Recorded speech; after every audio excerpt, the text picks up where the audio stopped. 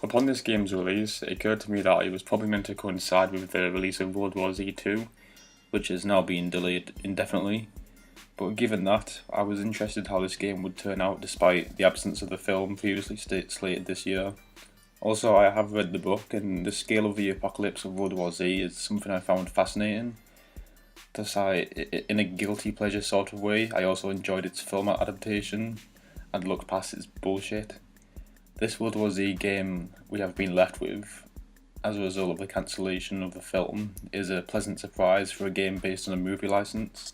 For a game in the genre of gameplay mechanics that could be considered as saturated at this point, with Left 4 Dead, Vermintide, and Back 4 Blood coming this later by the developers of Left 4 Dead. For a game in a setting that has been done to death at this point, it was really nice to find that this game was actually of quality. I mean, when you take into account the discounted starting price of 35 quid or $40, whatever, into account, I would argue that what you get here is well worth the price of admission. Not only that, but they've actually added a horde mode to the game at a later date. I'm not sure if this game will be getting further DLC after that, but whether it's free or not, I'll be looking forward to it. Personally, my expectations were rather low. Despite the trailers and gameplay making for what looked like a promising game, there was that cynical part of me that anticipated it to be shit, which is why I bought it as a physical retail copy. So if my cynicism was right, I could just, sell it. But no, I will be holding on to this game.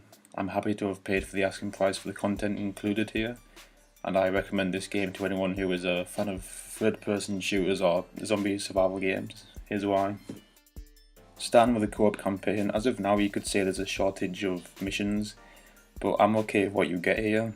There are 4 episodes to the campaign, each set in a different continent of the world. In each of these episodes you get 3 chapters. The chapters' run times are decent, and the length and engagement of the chapter really depends on the difficulty you're playing on. If you're going to invest in World War Z, then make sure to change the difficulty, because for some reason, at least for me, it was set at easy by default every time I log into the game. This game is at its best when the difficulty is set to at least hard, I'd say. Below that, the zombies are just too easy to kill, but if you set the difficulty high enough, each individual zombie feels significant. They actually feel like a threat, and when you see dozens of them come from the horizon, it's very engaging. Although the animation of the zombie piles often doesn't really visually make sense to me, the zombies seem to simply climb the walls when it's clear they were gunning for the zombies building up from each other like on the film. Then at other times, the game assumes there is a pile when there isn't, which results in zombies awkwardly crawling over thin air to get over a wall. I think this was worth mentioning, as it would be slightly better if this was just adjusted or fixed, but it's really just a nitpick. It's not really detrimental to the gameplay by any means. Each episode has its big climactic battle to look forward to at the end. In the chapters set in New York, Jerusalem, Moscow and Tokyo, each episode is reasonably distinguished from each other, although the objectives don't really differ that much beyond repeatedly fighting off hordes and defending like a gate or a doorway from zombies behind like a line of turrets. The gunplay makes for a competent third-person shooter, and it does feel more polished than you might think it would be for a game this price. I was on the PS4 Pro and the FPS was nice and stable. I think it was 30 FPS, but I'm not that bothered, it seemed fine to me. And it benefits from the high-octane zombie slaying gameplay. The controls don't feel clunky. It doesn't feel like you're fighting against the camera or a floaty character movements in other games. There's really not a lot to say about the gameplay, it simply does what it needs to do. But what World War Z excels in way more than I thought it would, which was a nice surprise, is the progression and customization. There are 6 classes in the co-op campaign: Gunslinger, Hellraiser, Medic, Fixer, Slasher and Exterminator. You progress through each class and unlock abilities along the way with in-game currency. Each class has upgrades that augments the player's capabilities in their respective aspects and allows you to start with a better weapon at the start of the game. As a gunslinger, you can deal more damage, less accidental damage to friendlies, and bonuses to you and your team when you kill zombies in rapid succession. Hellraiser is your go-to class for explosives to eradicate zombie hordes. Medic is to support and heal your teammates when necessary. The medic class has access to the stim pistol that allows players to heal teammates from a distance. The fixer is the team's main supplier for weapons and ammo. The slasher is for players who prefer close combat melee playstyles and insist on advancing and charging into the horde ahead of your other teammates. Also, their stamina for attacking is unparalleled. The exterminator is the pyromaniac who is most beneficial to the team when the hordes emerge bundled up. As you level up your character, you'll need to play on higher difficulties for bonus XP. So when it comes to playing on insane difficulties, you need to have good team communication and coordination. So playing with random strangers without using a mic to communicate becomes more problematic, and that could be seen as a negative, because games like Apex Legends combat that issue and have mechanics in place so you can actually communicate between your team, but World War Z doesn't really do that. Therefore, all these upgrades and class attributes really need to cooperate with each other with communication between players to work to defeat the zombies. The weapon customization is decent and fairly incentivizes you to progress through the game to acquire the augmented versions of the weapons. They are categorized in 3 tiers, tier 3 being the most powerful and tier 1 being the weakest, as you use each weapon to unlock the upgrades and purchase them with the currency. Although I found that it works out cheaper if you just wait till you have the last upgrade unlocked for each gun and then get it. Because if you go through purchasing the weapon unlocks as you unlock them straight away, one by one, it will systematically be more expensive and take you longer to fully upgrade each weapon. Therefore, the best approach ends up being to only put your tokens into the class upgrades and wait until you've unlocked the best versions of your main weapon, and avoid putting tokens into weapons till then. So in a sense, I think the way the progression works with the firearms could be handled more sensibly. I mean, the logical, pragmatic method shouldn't be to avoid enhancing weapons, should it really? In terms of special zombie enemy types, you can certainly draw comparisons with this in Left 4 Dead. You know, there's the hunter-esque type that leaps onto players and proceeds to rip them to shreds until players lend their assistance.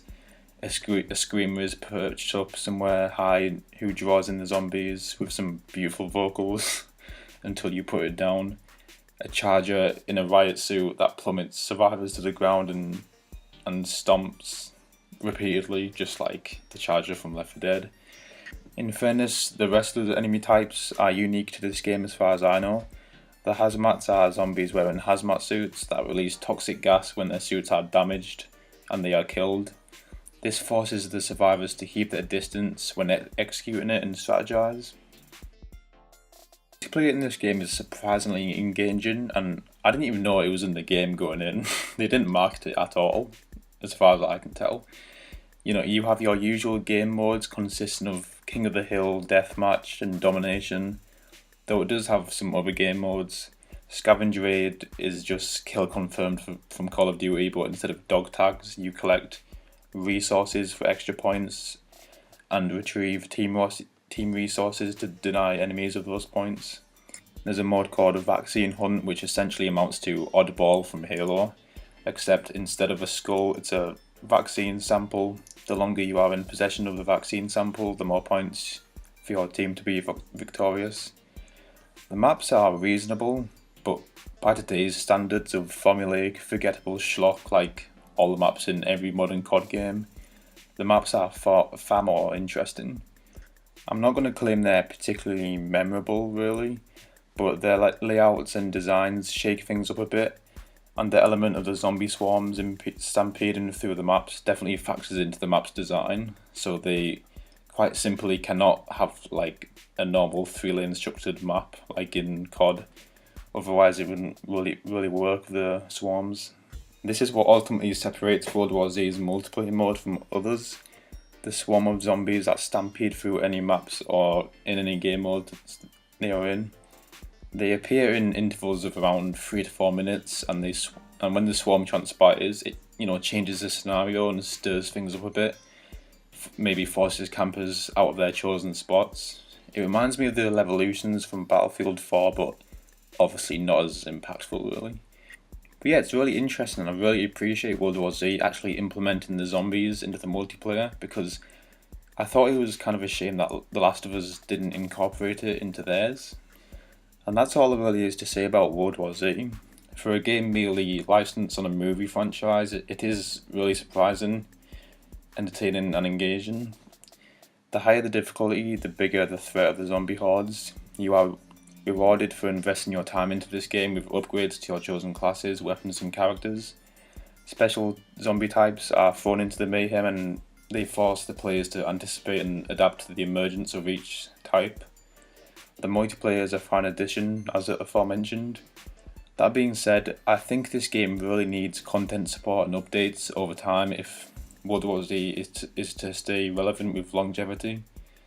I know the games as a service mentality is generally frowned upon by other games alike, but here I think it's the best attitude to have.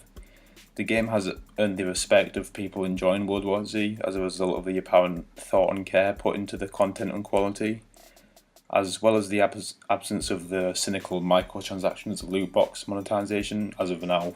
I mean, maybe they could pull a Black Ops 4, we don't know really. At the time of this video, it has almost been a month since the game's launch, and honestly, I'm feeling the fatigue and finding myself returning to it a lot less. All in all, I think World War Z is a solid foundation for a game projected to be supported with more content in the future. But yeah, I do recommend that you check out this game actually, and reward the developers for clearly putting passion into creating this experience despite the inevitable low budget, lack of resources, and the stigma of people jumping to the conclusion that this will be a lazy cash into the World War Z name. If this does continue to be supported, then I will make more videos discussing it in the future, but as of now, this is all that can be really said about the game. Thank you for watching, and I'll see you next time.